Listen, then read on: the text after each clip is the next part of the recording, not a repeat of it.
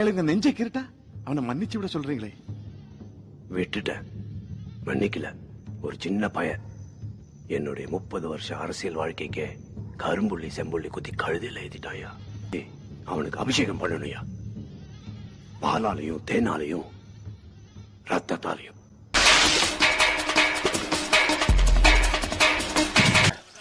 Soda,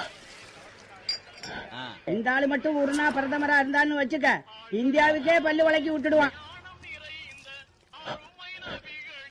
ஏய், நம்ம தளபதி யார்? தண்ணி இல்லையா? ஒரு நாள்ல தமிழ்நாட்டை சுத்தப்படுத்தணும்யா. ஒரே நிமிஷம் சுத்தப்படுத்தணும். தூக்க